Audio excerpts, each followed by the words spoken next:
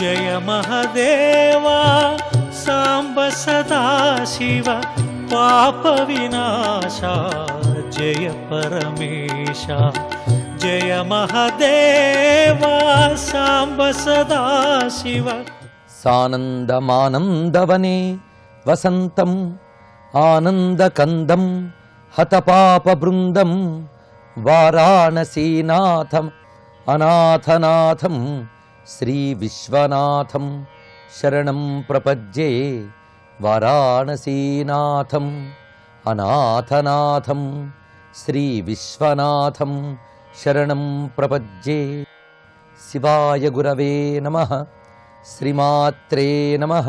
శ్రీ విష్ణురూపాయ నమః శివాయ. శ్రీ విశ్వనాథాయ నమః శివాయ. ఈటీవీ ప్రేక్షకులకు మహాశివరాత్రి పర్వదిన సందర్భంగా శివాకాంక్షలు.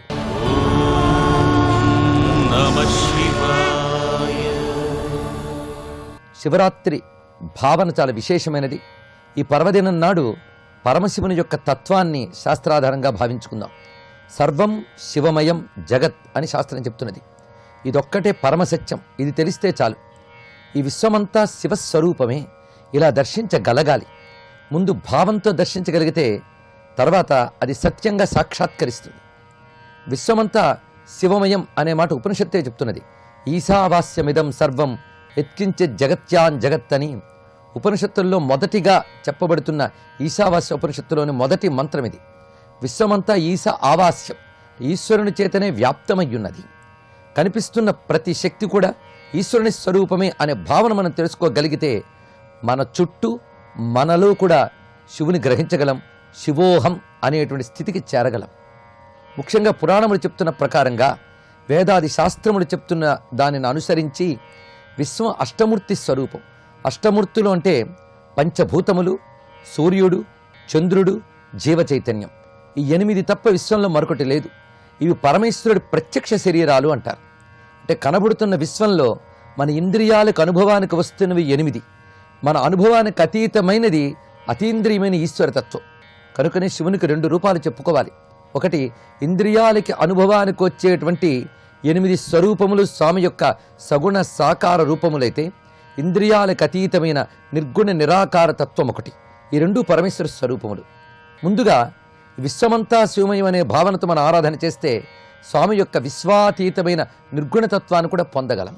ఆ సగుణ నిర్గుణ స్వరూపుడైన ఆ పరమశివుని ఆరాధించడానికి శివవ్రతము అనేది ఒక విధిగా చెప్పారు. శివవ్రతాలు చాలా ఉన్నాయి.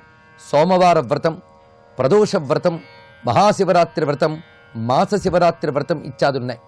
వ్రతములు చేయడం వల్ల చిత్తం శుద్ధమవుతుంది. మన హృదయంలో ఉన్న పరమాత్మని గ్రహించగలం. పరమాత్మ యొక్క అనుగ్రహాన్ని పొందగలం. ఆ వ్రతం చేయడం శివమయంగా చేయాలి. ఎప్పుడు ఏ వ్రతం చేసినా ఆ వ్రత పాలన తద్దేవతామయంగా చేయడమే అసలైన విధానం. అంతేగాని లౌకిక వ్యవహారాలన్నీ పెట్టుకుని నేను శివరాత్రి వ్రతం చేశానంటూ కుదరదు. అందుకే శివరాత్రి ఉపవాసము, జాగరణ కూడా శివమయంగా చేయాలని శాస్త్రం చెప్తున్నది. అలా ఏడాదికి ఒక్క శివరాత్రి చేయగలిగినా జన్మ చరితార్థమవుతుంది.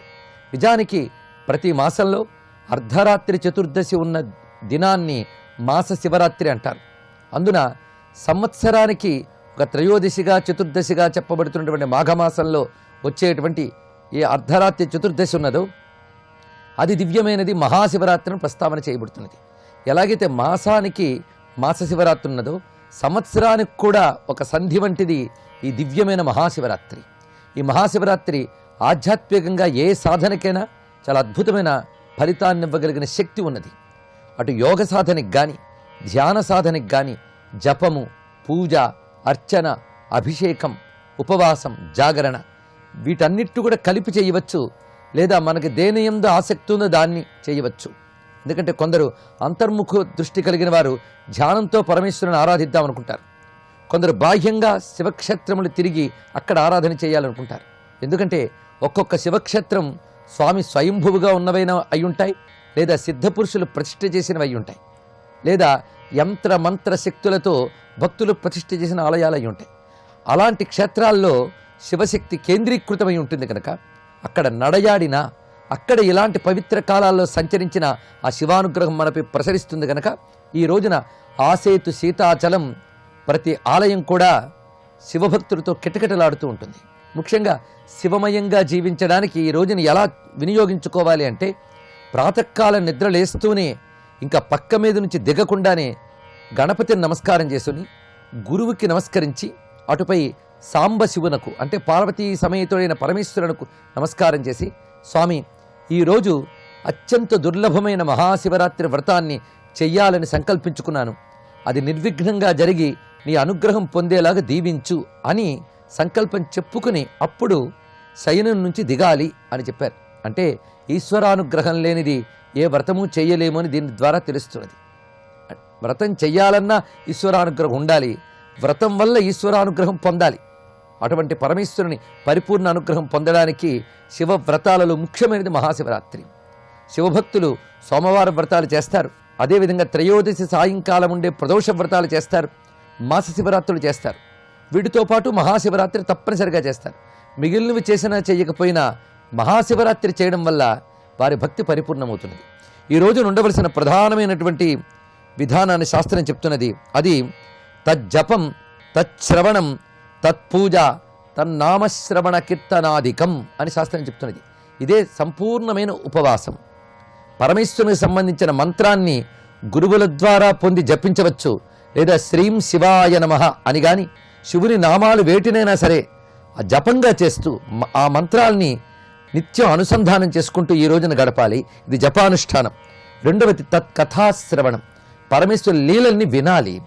ఆయన చేసిన త్రిపురాసుర సంహారము, విషాన్ని నిగ్రహించి నీలకంఠుడే ప్రకాశించడము, గంగాధర లీల, శివపార్వతుల కళ్యాణ లీల, ఇలాంటి పరమేశ్వరుని యొక్క లీలలు కథలు వినాలి. అటుపై చేయవలసింది పూజ, శివలింగ పూజ చేయాలి.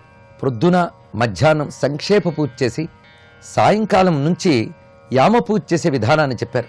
అంటే 4 గంటలకు ఒకసారి పూజ చేయడం. ఇది సాయంత్రం 4 గంటలకి స్నానం చేసుకుని ప్రదోషకాలం వరకు చేసి ఆ తర్వాత సంధ్యావందనాది కృత్యములు చేసి మళ్ళీ శివార్చన చేసి అలా మొత్తంగా శివారాధన రాత్రి అంతా చేస్తూ మరుసటి రోజు తెల్లవారుజాము వరకు చేయవలసిన పద్ధతిని ఒకదాన్ని చెప్పారు. లేదా ప్రొద్దున పూజ, మధ్యాహ్న పూజ, ప్రదోషకాల పూజ, అర్ధరాత్రి పూజ, ఈ 4 చేసినా చాలా దివ్యమైనటువంటి ఫలితాన్ని లభిస్తుంది. ముఖ్యంగా ప్రదోష పూజ, అర్ధరాత్రి పూజ చాలా ప్రధానమైనటువంటిది.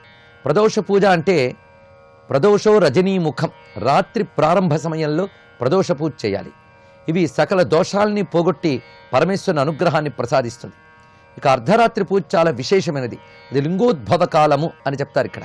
ఆ పరమేశ్వరుడు సర్వ జగత్తులో లీనమైనటువంటి సర్వశక్తిమంతుడు గనక ఆ స్వామివారిని లింగోద్భవ కాలంలో ఆరాధించి సర్వం శివమయం అనే భావన తెచ్చుకోగలిగితే మనలో విశ్వమంతా వ్యాపించిన శివుడు మనకు అనుకూలమవుతాడు.